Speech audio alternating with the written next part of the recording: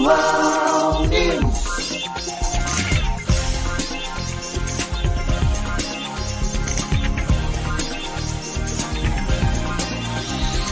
Virtual Notícias. Traz a informação.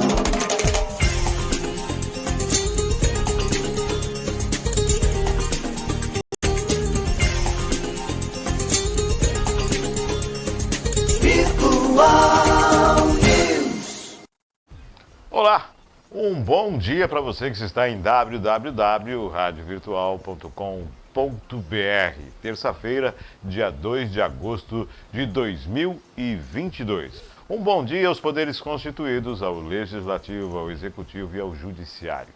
E um bom dia especial a você que faz parte do quarto poder, que é a sociedade organizada. Para quem está aniversariando hoje, parabéns, feliz aniversário, tudo de bom, Deus abençoando a sua vida sempre. Aproveite o seu dia especial. Por falar em especial, vamos voltar aqui a 31 de dezembro de 2021, lembra desse dia, lembra dessa noite? Em que você estourou champanhe, pulou ondas, comeu semente de romã e fez um monte de promessas a si mesmo.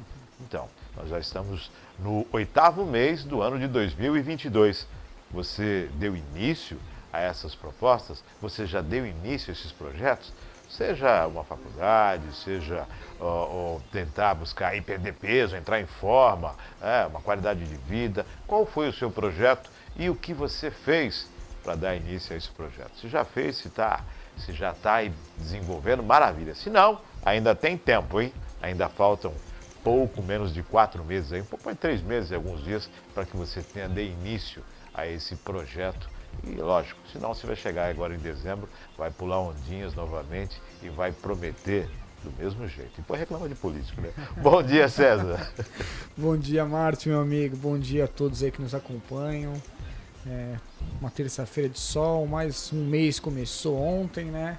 Bastante coisa aí por vir, eleição se aproximando e já que assim, na verdade já começou, né? Com as convenções, então sim, começou a corrida eleitoral aí para quem está envolvido. Já começa agora com 45, daqui a uns 45 dias já dá o start e o negócio é isso aí. Pega volume. Maria Clara, bom dia. Vamos às matérias desta manhã de terça-feira. Principais notícias desse dia 2 de agosto de 2022. Para não passar em branco, Brasil tem 6,3% dos casos de monkeypox do mundo. Mega Sena sorteia prêmio de 3 milhões nesta terça-feira. Alexandre Frota pagará a Chico Buarque mais de R$30 mil após ofensas no Twitter. E iniciado o desassoreamento de canais na Orla de Santos após a forte ressaca. Também Santos promove audiência aberta para discutir a concessão da iluminação pública. E a Antônio Ortega Domingos, em Cubatão, é invadida por criminosos pela segunda vez em uma semana. Cezinha, esses destaques aí de hoje, né? A gente colocou essa questão de hoje. O Brasil no monkeypox, 3%. Dos 6% do caso do mundo, preocupa, né? Assim, porque a gente já começou a ganhar um espaço aí que não é interessante. Né? Esse pódio ninguém quer. Exato, a gente começou a ocupar, a elevar bastante aí o nível de doentes no Brasil. A gente já teve morte aqui na região confirmada. Devido então, a tá começando, exato, então tá começando a ficar preocupante, né? Tá começando a ficar... Não é bom. Esse é um título que realmente não é bom. Outra coisa que chamou a atenção também é que Santos está promovendo audiência pública, se eu não me engano, hoje começa a audiência pública, na questão da iluminação pública. Para concessão, né? Para a empresa que vai participar, de que forma vai gerir. Isso é muito legal. Dá transparência a toda essa situação. Perfeito. Isso é perfeito, né? Quanto mais transparência, melhor. Outra situação é a questão do Ortega, né? Ortega, se em uma semana, 2 vezes a escola é invadida. A gente pergunta sobre essa questão da vigilância, né? De como é que é feita essa questão da vigilância, o que acontece, afinal de contas, se há um monitoramento, como é que se invade 2 vezes em menos de uma semana a escola? Essa questão aí, Márcio, foi algo que a gente trabalhou bastante, né? Nos últimos anos. Agradeço aí muito a professora Márcia Terras, que em conjunto aí nós trabalhamos muito para poder fazer a Foi na implantação. gestão de vocês, você estava na prefeitura quando implantou? Foi quando a gente fez, exato, foi quando a gente fez aí a contratação do sistema de monitoramento eletrônico, né? Que já é uma realidade, já era uma realidade aí em diversas cidades. A gente visitou bastante lugar aí para ver como funcionava. Desculpa. Para entender o Praia monitoramento. Grande, Santos, Bertioga tem um sistema de monitoramento muito bom na rede pública e a gente foi atrás para ver o que se adequava melhor aí à nossa realidade. A gente implantou e assim, a redução foi drástica de ocorrências. Deixaram de acontecer? Não, deixaram de acontecer, não deixou Não e deixa, não vai né? deixar. Porque o crime continua. Agora, a redução foi drástica e principalmente o monitoramento era muito eficaz. Porque por vezes disparava um dos sensores e a própria empresa, junto com a segurança pública, a operação delegada, fazia aquela ronda, a vistoria, falava, olha, acionou, mas foi aqui na parte dos sensores externos, alguém deve ter pulado, pegou uma bola, uma pipa que caiu, de repente um animal, e estava tudo certo, eles mesmos faziam vistoria, e em casos aí de maior relevância que realmente a gente precisava entrar com uma ação, só que a polícia estava... Então estava tudo muito sincronizado. Eu não sei como funciona isso hoje. Uma coisa que a gente sentiu muito, e os gestores sempre colocavam pra gente, foi a redução ou corte, né, de boa parte dos controladores de acesso. Que na verdade reduziu-se durante o Sim. período, o horário de trabalho. Né? Exato. E aí você não tinha nenhum controle tão eficaz. Então a gente tentou fazer uma remodelação para que o controlador de acesso, que apenas abria a porta, que controlava ali a entrada e saída, deixasse de existir. Então a gente remodelou o contrato junto com a segurança pública e passou a ter gente à noite, enquanto a escola não funciona. Então, quer dizer, enquanto a escola tem funcionário, ela absorveu essas atividades para a gente sempre ter alguém rondando Durante a noite, dando para tentar evitar exatamente esse tipo de invasão. Esse tipo, assim, a ação é mais rápida, né?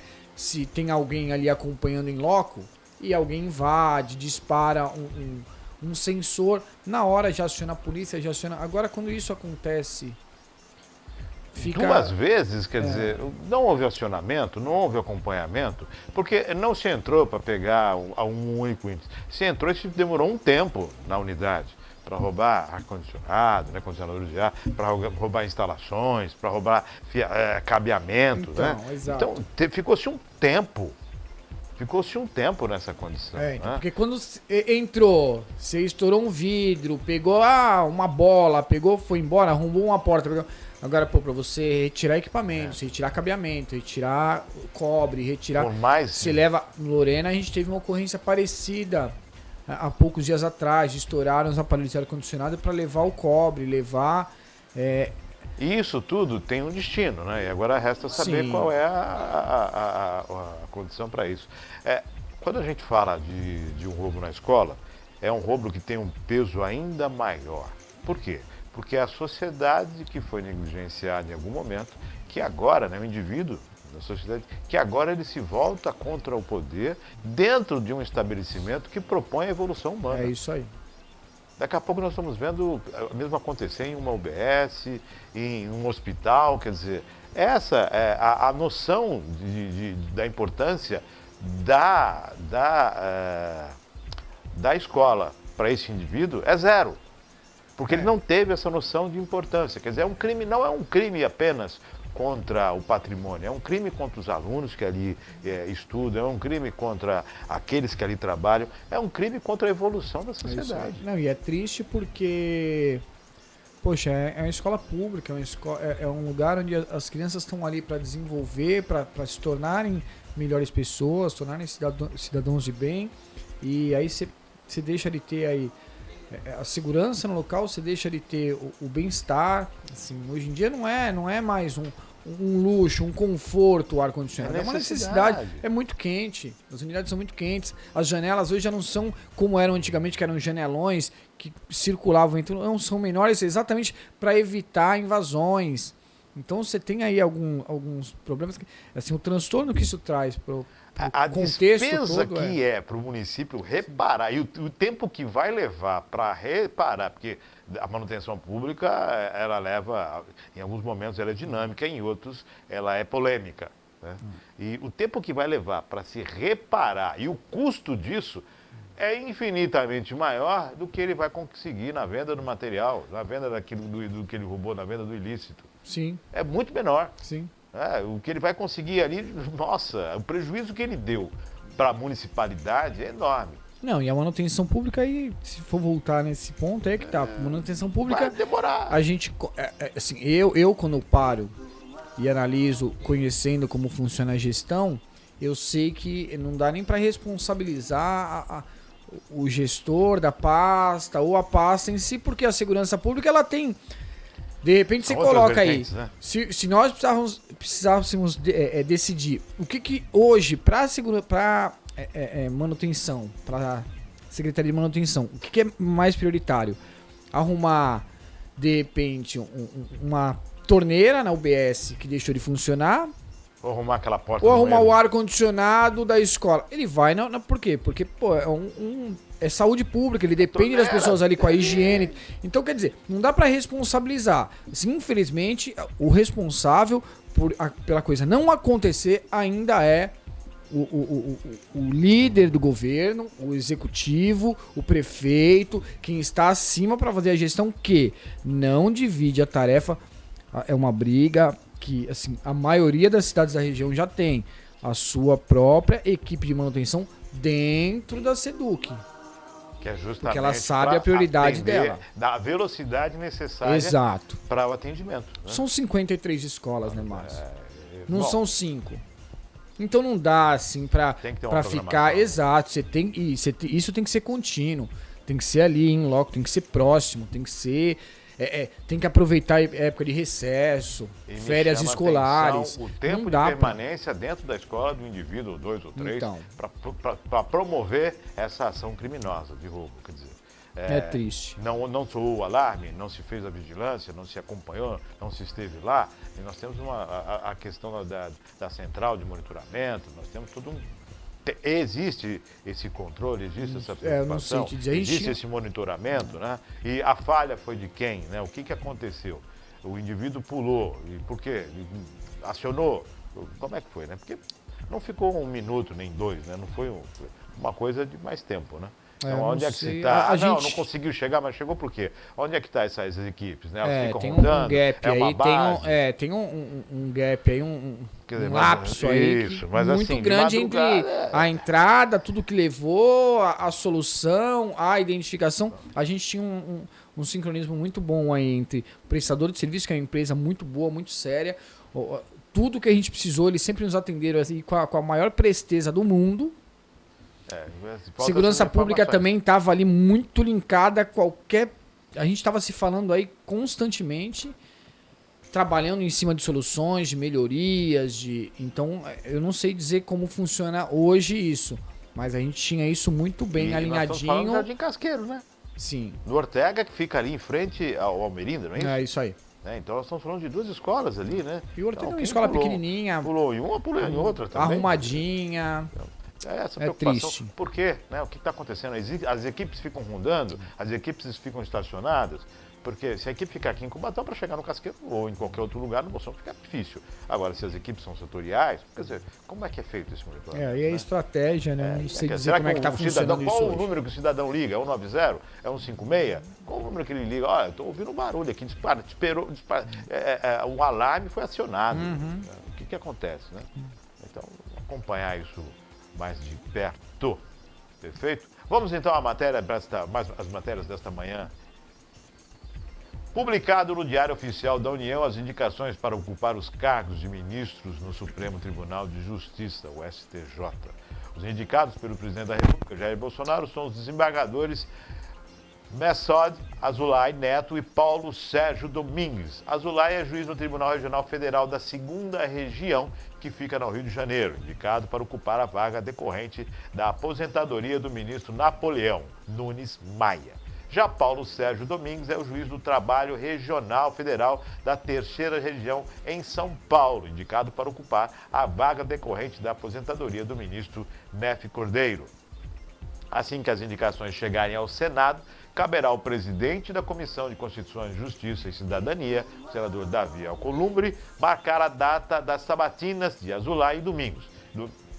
Os 2 magistrados precisam da aprovação da comissão e depois do plenário do Senado para que possam assumir os cargos no STJ. A fonte da informação é a agência Senado. Bom, 2, e me chamou a atenção que os 2 são da área trabalhista, né? São da área trabalhista. O do Rio, Azulay, eu não conheço, não tenho o de São Paulo. O Domingues, né? Ele já... Ele tem uma atuação, ele tem alguns papéis de destaque aí, ele tem uma visão muito boa, né? Tive a oportunidade de conhecer, um cara muito culto, muito inteligente, muito justo e assim, muito objetivo. Não gosta de muita firula, não é um cara que procrastina decisões, sim, não, é muito objetivo, muito técnico. Uma análise muito refinada assim e direta do que acredita e do que decide aí dentro do que a lei baliza. Então tá aí, as indicações do presidente da República que seguem então para a sabatina do Senado, tão logo seja agendado aí a participação. Vamos para mais uma matéria nesta manhã de terça-feira.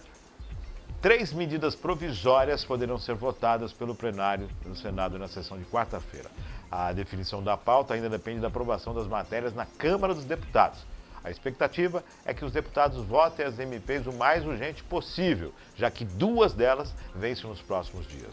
Uma das MPs, que pode ser votadas pelos senadores, é a que regulamenta o teletrabalho. O objetivo, segundo o governo federal, é aumentar a segurança jurídica dessa modalidade de trabalho. A matéria faz parte das modificações na Consolidação de Leis do Trabalho, a CLT, o decreto de 5.242 de 1943. Outra MP que pode ser votada na quarta-feira é que autoriza a adoção de regras trabalhistas diferenciadas em situações de calamidade pública.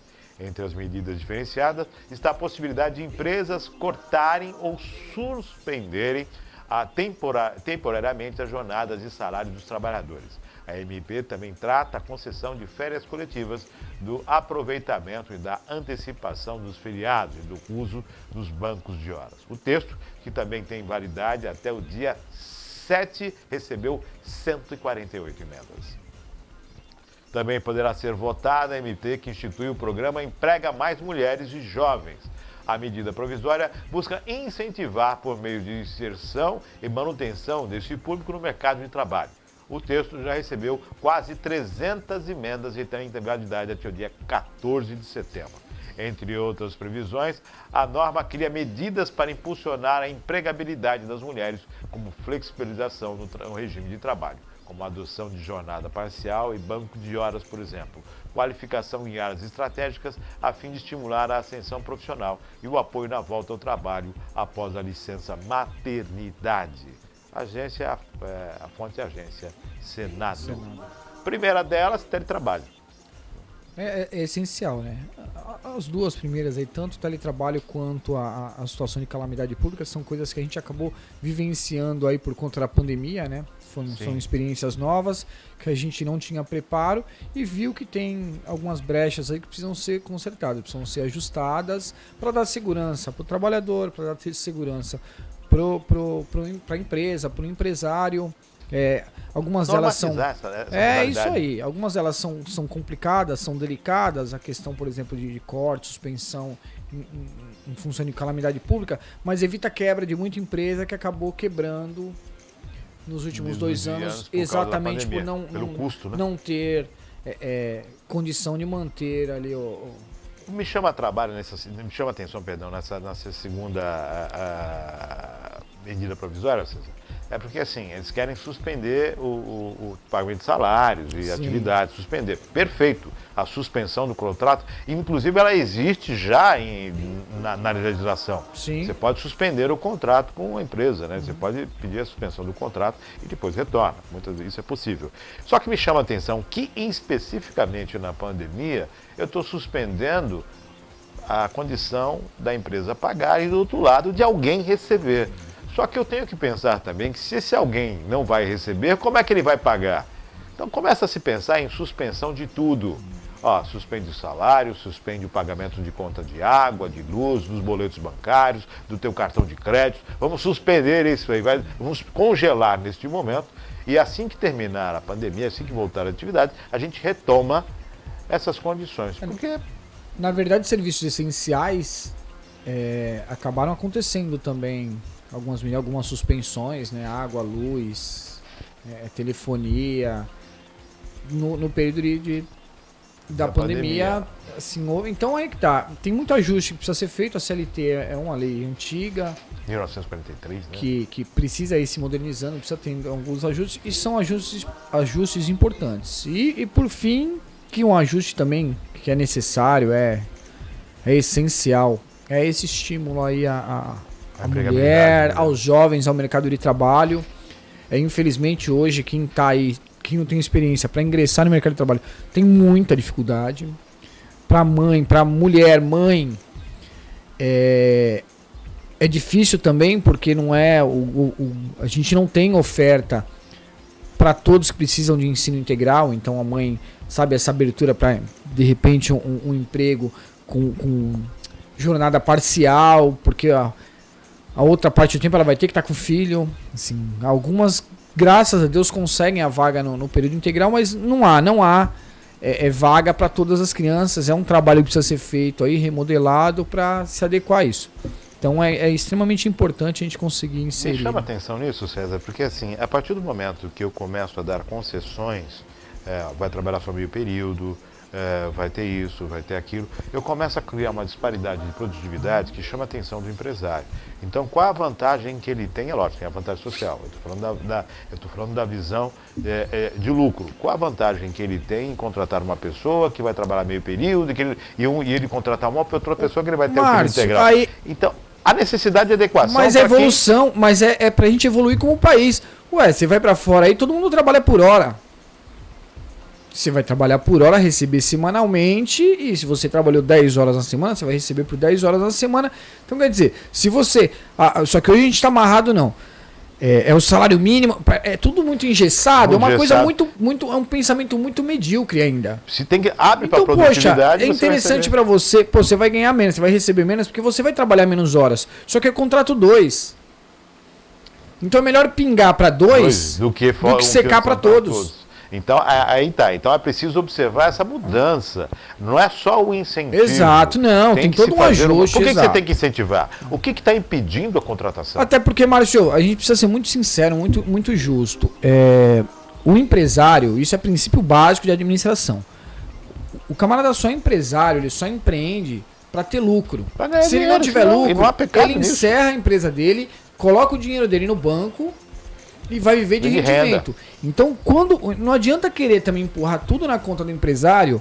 Não, você tem que dar incentivo, aí a pessoa vai trabalhar menos horas, vai ganhar a mesma coisa. Cara, o cara vai deixar ele ter. Aí que tá, ele vai precisar de mais um funcionário no período da tarde. Ele vai pagar 2 salários para fazer um. O que ele vai optar? Ele vai deixar ele ter lucro.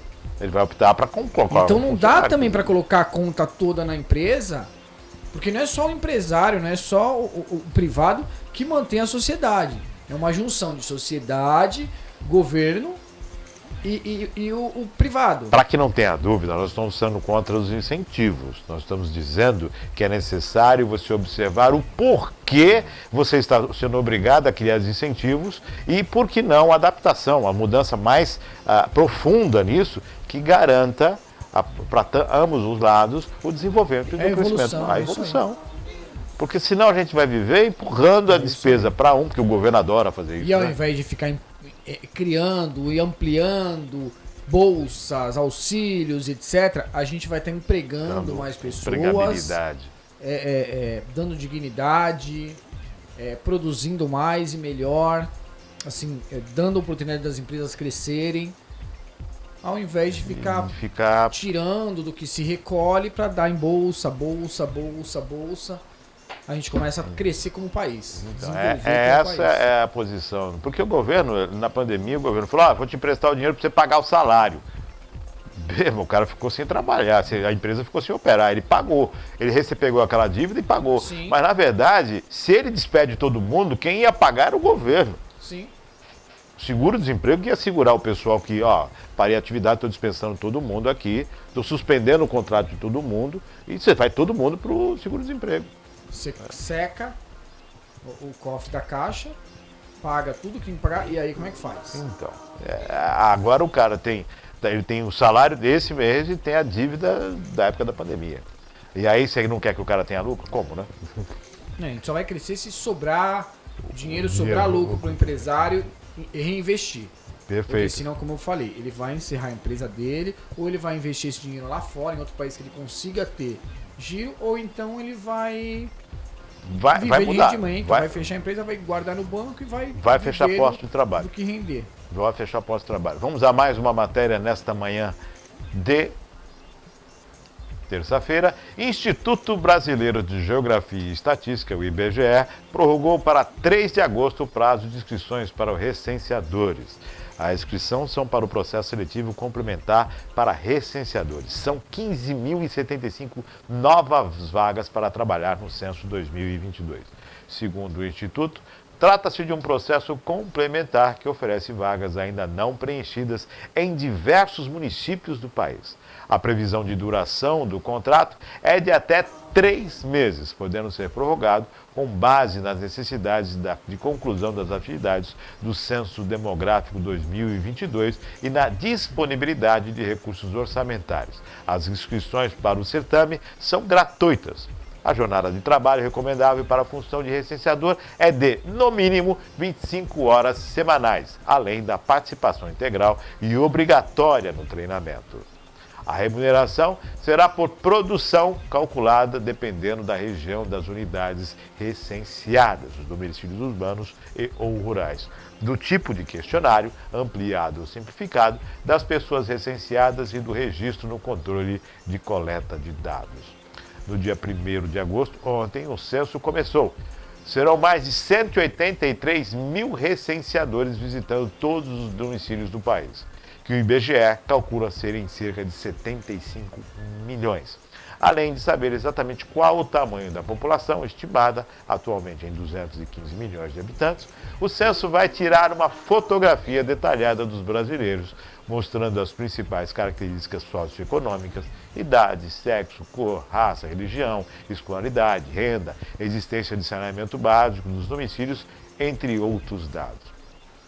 Até o início de novembro, os recenseadores vão visitar cada domicílio do país, incluindo aldeias indígenas. Além disso, pela primeira vez, os moradores dos territórios quilombolas serão contabilizados. A coleta domiciliar nas áreas indígenas começa em 10 de agosto e é nos territórios quilombolas em 17 de agosto. Censo. Se não soubermos quem somos, não teremos condições de imaginar aonde podemos chegar, que caminho seguir. E o que fazemos? E o que fazemos, sem dúvida. Então, assim, a base, o que vai direcionar a política pública é a gente conhecer a nossa realidade. Então, se a gente não conhecer a nossa realidade, esse é o primeiro ponto, né? Eu acho muito importante estar estendendo aí para quilombolas, para as áreas indígenas, é essencial, né? A gente saber exatamente o nosso tamanho, a nossa realidade, a nossa diversidade. E agora chama a atenção prorrogar o prazo de inscrição gratuita. É o que a gente acabou de falar agora. Um trabalho que já começou. Mas é o que a gente acabou de falar agora. Como recebe o recenseador? Recebe por produção. Então ele trabalha no mínimo 25 horas. Mas se ele trabalhar mais, ele produz mais e vai ser remunerado por conta do que ele produzir, por conta do que ele fizer de visita, de entrevistas. Infelizmente, a gente ainda tem uma cultura de só ter o direito. A gente busca muito. Não, é o meu direito. Esquece do meu dever. 15 mil vagas, quase 16 mil vagas. Então, quase 16 mil vagas não foram completadas. Preenchidas, exato. Tá ali, você está prorrogando, você está prorrogando porque ficaram em aberto e já está há um tempo aberto. E já começou o censo. O censo já começou ontem e mesmo assim falta gente para poder suprir as vagas e num lugar onde a gente vê um número enorme de famílias aí com necessidade, passando fome. Falta o quê? Informação, falta vontade. O que falta? Agora, me chama a atenção aquela máxima, né? Faço o que eu mando, mas não faço o que eu faço. Para o IBGE, produtividade, são 3 meses, não tem o vínculo, não tem isso, não tem aquilo, não tem um monte de coisa, né? Porque o trabalho é isso. E para o empresário que for contratar, for ter uma empresa para fazer um sistema como esse, ele vai ter que contratar, vai ter que pagar. Quer dizer, o governo ele se lança de alguns subterfúgios para fugir de algumas regras que ele mesmo cria. É isso aí. Ele mesmo ingessa e agora fica fazendo o contrário. O que está acontecendo? Por que não chama atenção essas vagas? Por que se tá, nós estamos todos empregados no país, está faltando mão de obra. Exatamente, não tem desemprego, não tem miséria, não tem fome, não tem nada. São mais de 5 mil municípios, 17 mil pessoas. É muita gente. É bastante gente. É muita gente. É bastante gente. É muita gente. Para 75 milhões de residentes, É bastante para ser atingido. É o que você falou. Produtividade, isso assusta. Assusta porque você vai ter que suar, você vai ter que assim, fazer. E aí é onde os países que evoluem têm crescido, que tem aí um crescimento anual bom. Eles produzem, eles estimulam a sua população valoriza a produção, a produzir melhor, e com isso o país acaba produzindo melhor. A gente está ainda engessado nesse ponto, está muito amarrado aí a práticas aí arcaicas que já não funcionam. Não funcionam mais. Que já não funcionam, então a gente precisa evoluir, a gente precisa crescer assim, culturalmente e da forma empresária, né? Da forma profissional, de fato. Meritocracia, né? Meritocracia. É exato. Tem que merecer. Cara, você mereceu, você recebe. Para você é importante, você faz falta. Se eu perder você, não tem um funcionário que faça o que você faz da forma que você faz. Sim, esse pensamento comunista é muito, muito bonito na prática, Márcio. Agora, pegar de quem suou, conquistou, aí você reparte para quem parou e ficou olhando você conquistar e você suar. Já pensou? Já pensou, você carrega 2 andares um piano, então, aí lá em cima o outro tira foto. Exato. É complicado. Vamos à próxima matéria desta manhã de terça-feira. Volta às aulas. Saiba como solicitar o passe livre escolar e a meia tarifa da EMTU. O segundo semestre letivo já foi iniciado e os alunos e professores que ainda não possuem o passe livre escolar ou a meia tarifa de transporte metropolitano sob pneus podem preencher o formulário de solicitação no portal da EMTU. No primeiro semestre de 2022 foram emitidos ao todo 79.519 passes escolares nas regiões metropolitanas de São Paulo, Campinas, Sorocaba, Baixada Santista e Vale do Paraíba, Litoral Norte. E já em 2021, de janeiro a dezembro, foram emitidos 49 mil benefícios, né? Vamos arredondar esse número aí. O passe livre escolar isenta alunos do ensino regular, técnico ou superior do pagamento da tarifa para o deslocamento intermunicipal entre a residência e a escola. Conforme prevê a legislação em vigor, o solicitante deve ter renda familiar per capita inferior a 1,5 salário mínimo nacional ou ser integrante de bolsas como FIES e o ProUni, cotas sociais, bem como os estudantes de ensino fundamental e técnico de escolas públicas, desde que estudem em escolas localizadas em municípios diferentes ao da residência. Os estudantes que não tiverem direito à gratuidade total podem solicitar a meia tarifa, que concede desconto de 50% no pagamento da passagem. Já os professores podem requisitar a meia tarifa se residirem em um município que lecionem e lecionarem em outro. Para solicitar, o passageiro deve acessar a opção Passe Escolar no site da MTU, selecionar a opção Estudante e Professor e clicar na região metropolitana onde a instituição de ensino está situada. É importante que o estudante e o professor leia atentamente o regulamento do passe escolar disponível no portal. Ele verifique se possui todos os documentos exigidos pela legislação. Se o processo foi feito corretamente, o benefício é liberado em até 10 dias úteis. Caso haja alguma pendência, é possível efetuar a regularização pelo próprio site, enviando a documentação correta. Porém, o prazo de 10 dias úteis reiniciará a partir da data da regularização. A situação da solicitação pode ser acompanhada pelo site. Muito bom. Transporte escolar. Direito antigo, utilizei muito. Opa! Quando me formei, fui estudar no Aristóteles Ferreira, hoje ETEC, né? ETEC. E, assim, já de cara você sai, é um direito que todos Sim. têm de meia tarifa. Todos têm. E quem tem um perfil socioeconômico baixo Pode se chegar. encaixa aí dentro de programas, né? alguns parâmetros ali que você acabou de mencionar.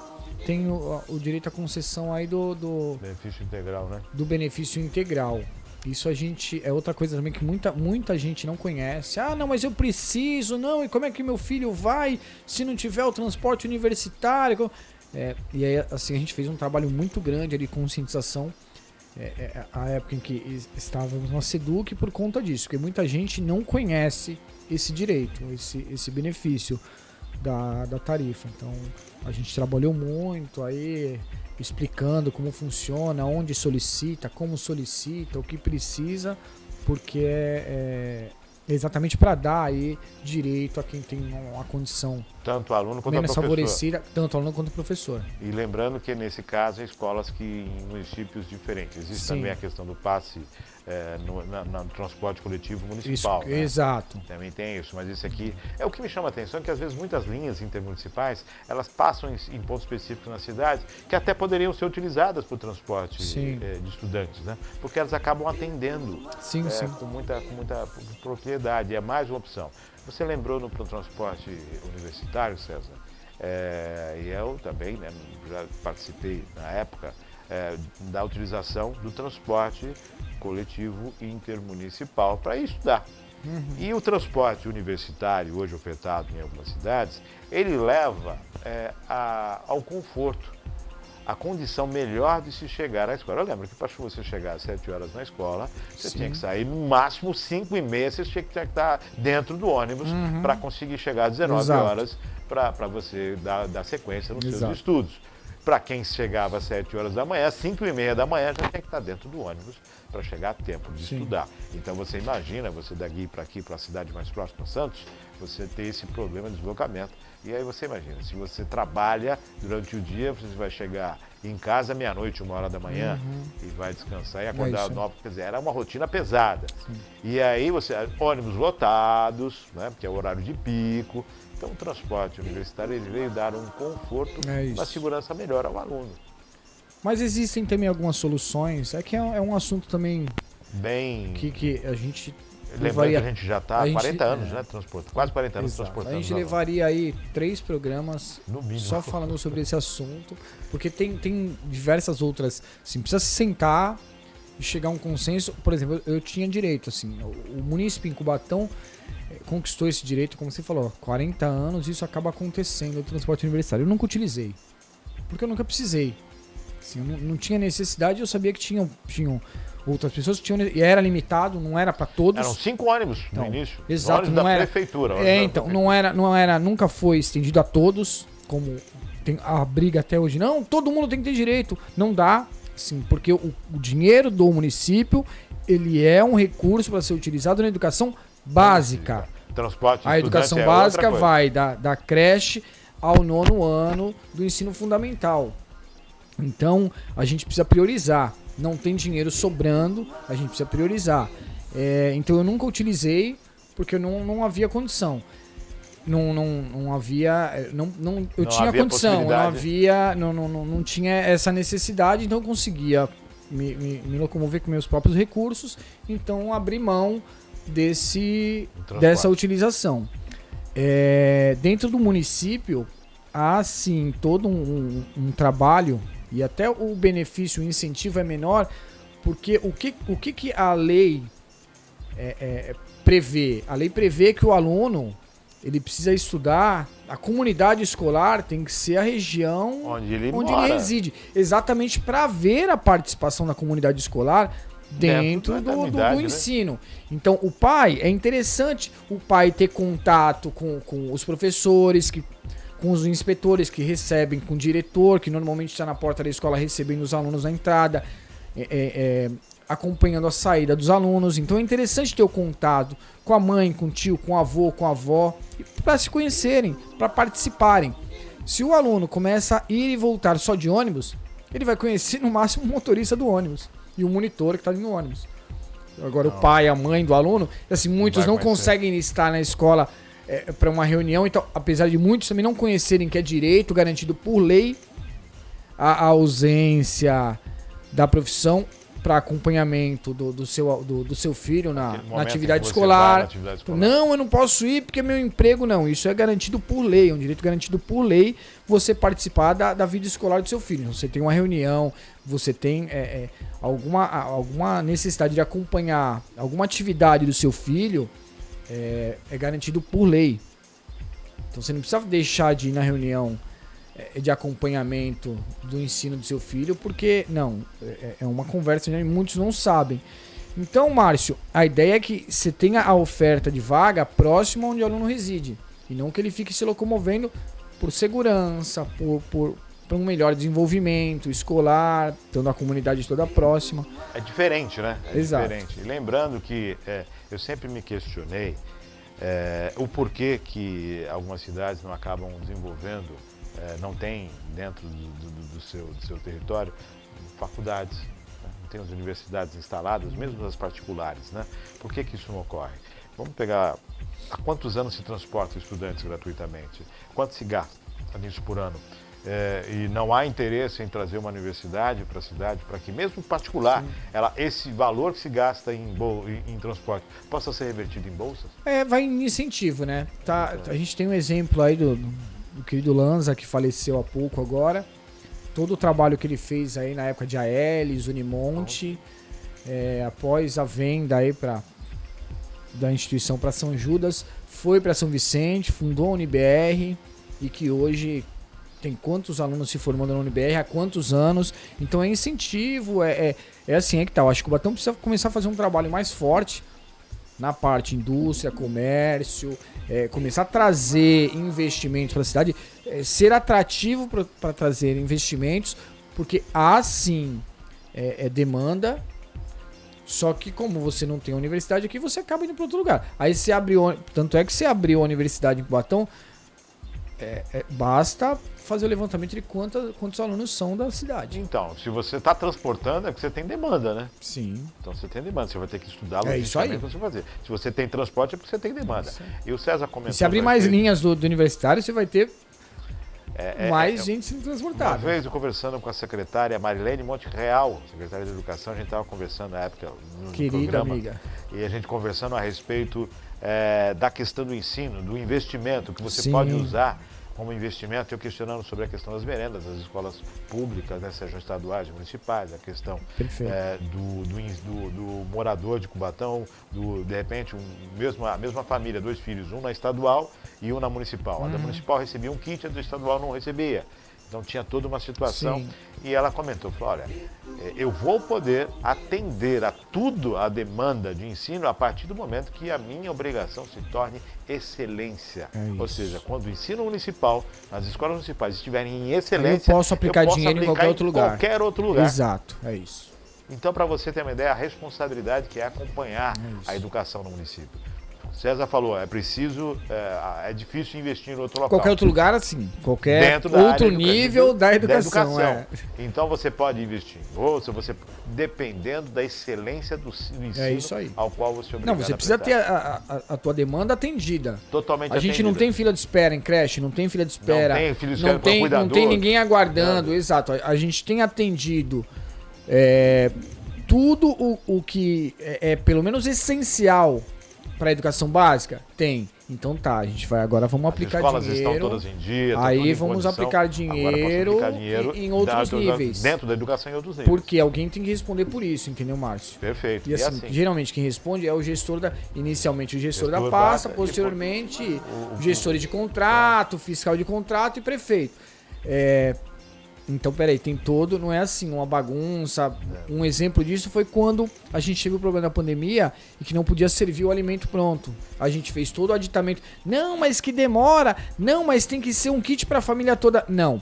A educação, o recurso da educação é para o aluno. Assim, o recurso social vem da assistência social. O que a gente ofertava e que oferta até hoje dentro da unidade escolar quanto à refeição, a merenda escolar, são recursos da educação que fazem parte do desenvolvimento escolar, que a refeição, estar bem alimentado também é critério básico para uma boa educação, para um desenvolvimento melhor. Então era isso. Não é que a gente, não, mas esse kit não dá para a família inteira.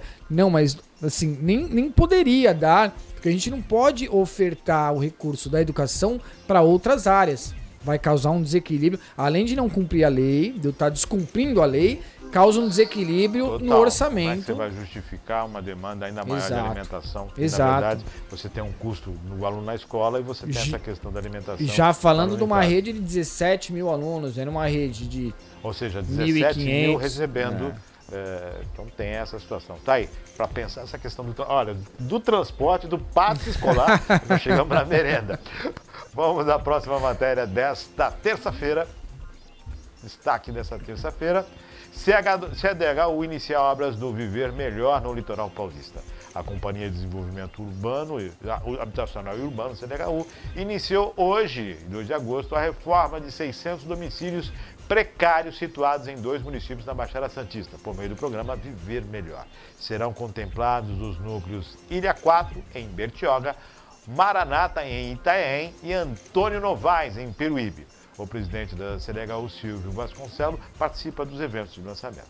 O investimento nas obras de recuperação será de 10,3 milhões, ou seja, 10 milhões e 300 mil reais. Serão beneficiadas 200 famílias de cada um dos núcleos. No total, o programa Viver Melhor está realizando a reforma de 1.496 domicílios inadequados, situados em assentamentos precários por meio do programa Viver Melhor. Os investimentos da Secretaria de Estado de Habitação até o momento são de 25,8 milhões. Os municípios beneficiados são, atenção, Bertioga, 200 domicílios no núcleo da Ilha 4, Cubatão, 285 na Vila Esperança e na Vila dos Pescadores, Guarujá, 150 no núcleo 3 Marias, Itanhaém, 200 no núcleo Maranata, Mongaguá, 200 no núcleo de Tiradentes e Atlântica, Peruíbe, 200 no núcleo Antônio Novaes e São Vicente, 200 domicílios no núcleo Charme, São Sebastião, 61 e na Vila do Zé Mineiro e na Rua Itaipava. Das cidades, Cubatão receberá 285, benefícios, num montante de investimento de 10,3 milhões. 10 milhões e 300 mil reais. Então está aí o programa Viver Melhor, que é um programa de adequação em áreas que a própria fotografia mostrou, né? Sim. Qual é o objetivo. O Estado tem alguns programas aí voltados a financiamentos, não só de habitação, mas para outras áreas também que são incríveis, assim. Falta também, infelizmente, isso é triste, falta mão de obra. Quando eu falo de mão de obra, funcionário público, são técnicos realmente disponíveis para fazer isso. Infelizmente está muito defasado. Sim. A gente sabe a gente sabe em cada secretaria a quantidade de funcionário que falta. Por conta de licenças, afastamentos, transferências, enfim. E aí a capacitação, né? Porque a maioria dos programas você precisa ir lá, fazer a captação do recurso, apresentar o projeto.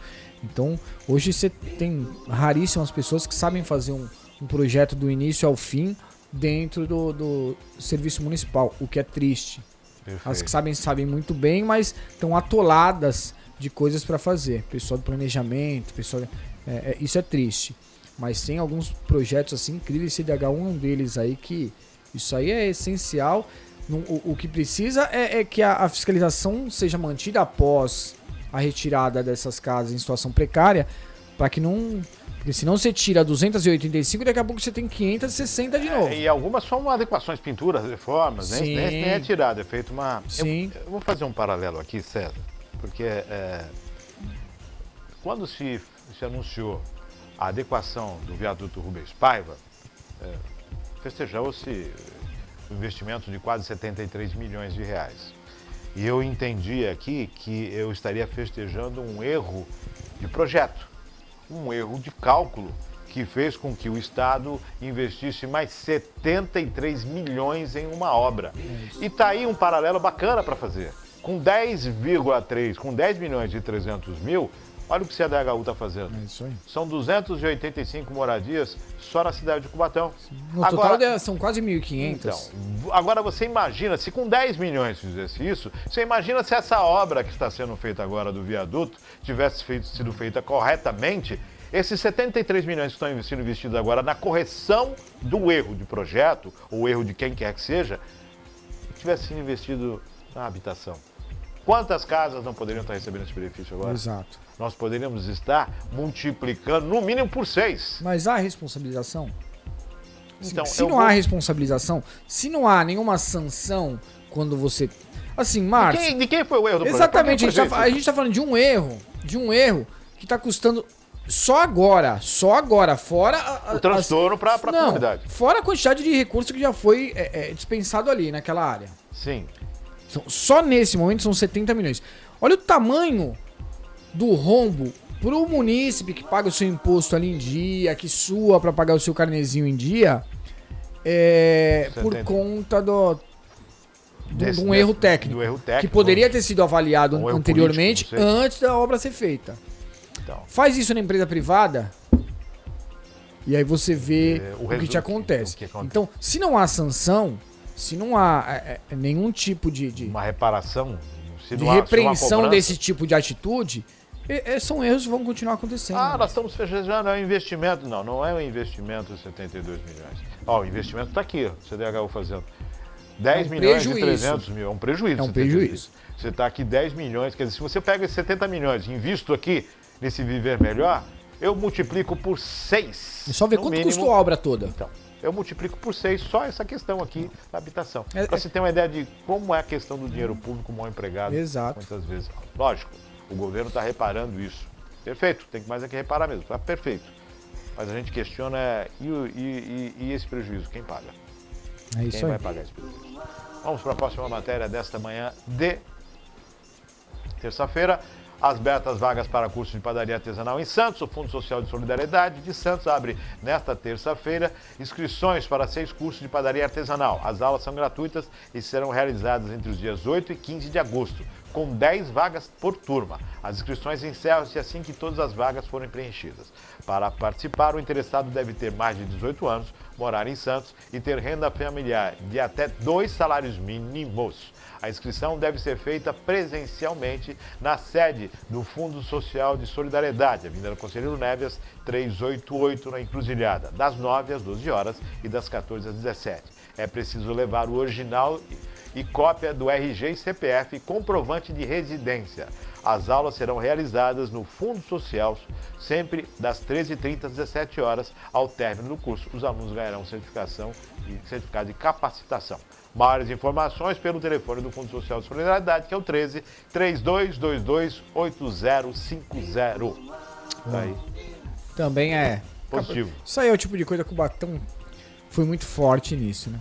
A gente teve Escola do Cidadão há muitos anos atrás. A gente tinha uma fábrica de comunidade que você tinha curso de costura, curso de elétrica, curso de alvenaria, curso de N cursos, hidráulica, e é isso aí. Você precisa capacitar as pessoas para que elas consigam ganhar o seu próprio dinheiro. Desenvolver profissionais, né? Formar profissionais. Não, o camarada amanhã tem uma profissão aí, o camarada amanhã consegue se formar, aí que tá, no curso de panificação, ele consegue vender, fazer encomendas, abrir uma MEI. É uma das profissões que está em... eu lembro que nós fizemos uma matéria sobre panificação e é difícil encontrar padeiro. O pessoal tem trabalhado aí, muitas padarias, muitas empresas acabam desenvolvendo ali o seu próprio profissional. Pega o empregado que está ali, ele de repente ele se adapta melhor como padeiro e vai investindo nele. Márcio, eu vou te contar outra, em cima do que a gente acabou de falar. Secretaria de Desenvolvimento Social do Estado e Ministério do Desenvolvimento em Brasília são pastas que têm recursos assim absurdos. N programas que basta você ir lá, fazer o projeto, se qualificar, ter suas certidões, fazer sua liçãozinha de casa, Tá ter em suas dia com as certidões, certidões. e estar com o nome limpo, e você consegue trazer o recurso. Então, muitos desses programas, desse tipo de atitude, sequer você usa dinheiro municipal. O que o César está dizendo é o seguinte: quando você vai pegar empréstimo, comprar um carro, financiar uma coisa, você tem que estar com o nome limpo. É isso. Porque senão você não tem crédito. Para o ente público, a mesma coisa. Se a prefeitura não tiver em dia com as suas contas, não tiver com o nome limpo, ela não tem direito aos programas. E lembrando que isso pra gente pegar emprestado, a gente tem que devolver. E a prefeitura falando da pega pessoa física. A prefeitura, ela ganha para poder investir e desenvolver o seu município. Então, só que você precisa ter o nome limpo. Se a prefeitura está em dia, ela recebe esses recursos sem obrigatoriedade de devolvê-los, né? E sim aplicá-los. Então, tá aí. Parabéns para o Fundo Social de Solidariedade. Muito bom. Vamos à próxima matéria desta manhã de terça-feira. E hoje, né, temos pauta da sessão ordinária desse dia 2 de agosto na Câmara de Cubatão, que começa às 16 horas. A ordem do dia, um projeto na ordem do dia de hoje, que é o processo número 655/2021, olha, essa é do ano passado, né? O projeto de lei é o 84 de 2021, do vereador Rodrigo Ramos Soares, que declara de utilidade pública a entidade que menciona e dá outras providências, dia 3 de setembro de 2021, em primeira discussão. Antes de a gente entrar para o projeto, a gente estava conversando aqui no make-off e o César fez um apontamento que eu achei interessantíssimo. É necessário te dar mais informações aqui, nesse enunciado na ordem do dia, que normalmente é o que é divulgado assim em massa ao público. Não é todo mundo que tem acesso, tempo de ler o projeto na íntegra. E que você vai entender muito termo técnico que tem ali. Sim. Se você coloca aqui que se trata o nome da entidade, faz um resumo pequeno e coloca na informação, facilita. Claro. Para quem está recebendo isso. Para quem é do ramo. Até para atrair o interesse. Para quem já é no jornalismo, para quem já é do ramo, para quem já é da área legislativa, da área jurídica, já sabe ali e vai procurar dentro do processo. Sim. Mas a grande parte da população não entende o juridiquês e muito menos essa forma de legislação. É leigo. E a gente sabe que é enfadonho essa questão da leitura. E assim, vamos ser realistas, precisa ser objetivo. Não, e precisamos ser honestos também. Tanto o site da Prefeitura Municipal como da Câmara Municipal não são dos mais fáceis de se trabalhar, de se acessar, de se consultar. Tem a questão técnica, as obrigatoriedades, a questão da legislação, tudo aquilo que envolve isso, tudo bem, a gente entende. Mas dá para dar uma facilitada, né? É isso aí. Para a gente chamar a atenção do público. Porque a função é, quanto mais o público souber e mais participar, melhor. Exato. Tudo bem que o público não tem interesse, mas se facilitar, de repente, o desinteresse... Vai haver mais interesse, exato. Se nós conseguirmos alcançar um munícipe a mais mudando, já é um lucro. Já é um lucro. Claro. Já é um lucro. Vamos falar do projeto aqui? Vamos ver. O projeto trata da utilidade pública. Fica declarada a utilidade pública no DAER, Núcleo de Defesa Ambiental Educacional Entre Rios, entidade civil que fins educativos concede ao município que destina-se à conscientização e preservação do meio ambiente. O dispositivo do artigo anterior não implica por si só na concessão de qualquer favor, regalia, privilégio ou benefício do poder público municipal da NUDAER, Núcleo de Defesa Ambiental e Educacional Entre Rios. Esta lei entrará em vigor na data da sua publicação, revogando-se todas as disposições em contrário. Vamos ver aqui, tem mais alguma coisa de informação? Tem. A NUDAER, Defesa Ambiental da Cidade de Rios, é fundada em 3 de 5 de 2018. Tem como objetivo promoção de atividade de finalização de relevância pública e social. Define um pouco o que é a NUDAER, né? A NUDAER prevê requisitos para ser declarada a entidade pública conforme a Lei Ordinária 1557 de 1985. Bom, só para ficar claro, quando você é definido como utilidade pública, você se torna uma empresa ou uma associação que pode sim fazer parcerias com o poder público. Exato. Você pode receber, por exemplo, uma emenda impositiva do governo municipal. Você pode, isso também lhe facilita junto ao governo estadual e ao governo federal. Exato, você conquista o direito de receber subvenções de ente público.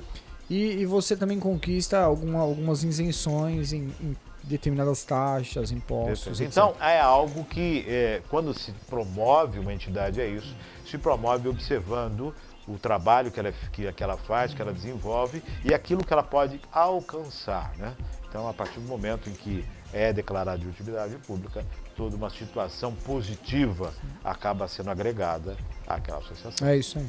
É o único projeto da pauta, Sim. né? E a sessão deve ser Bem rápido. bem rápida hoje. Pode 16 horas, lembrando o rito.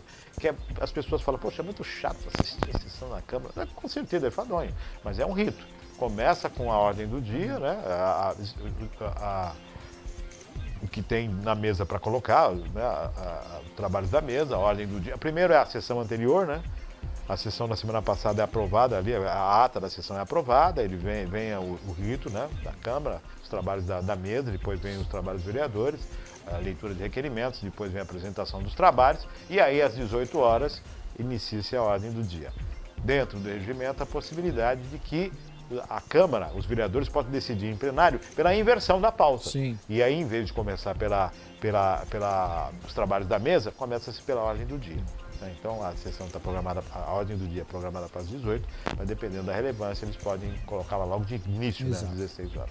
Isso faz parte do rito e é assim, é buscado pela transparência, né? Temos mais matéria hoje? Encerramos por hoje?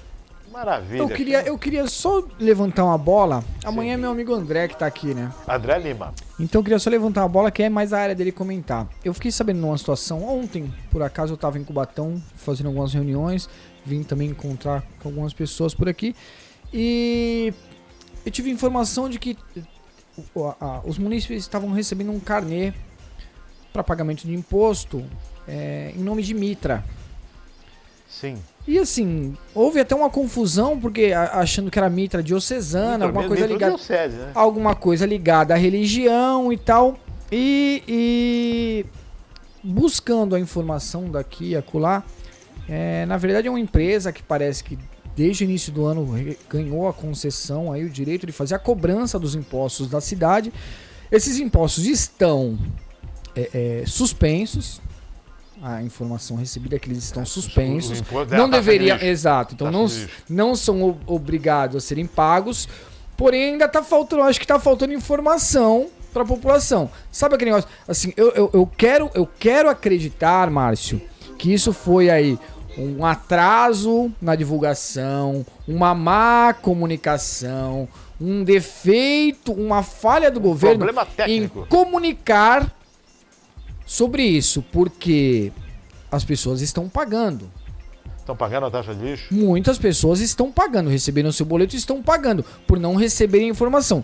Então eu quero acreditar que a gente não está arrecadando um recurso que está suspenso propositalmente. Eu quero acreditar que é um erro. Mas isso aí é uma bolinha que agora, a gente levanta para vocês. Não saber essa informação, né? Se a pessoa está pagando. Sim, muitas pessoas estão pagando. Porque geralmente quando você tem uma conta suspensa, tecnicamente no banco aquela o boleto deveria estar suspenso.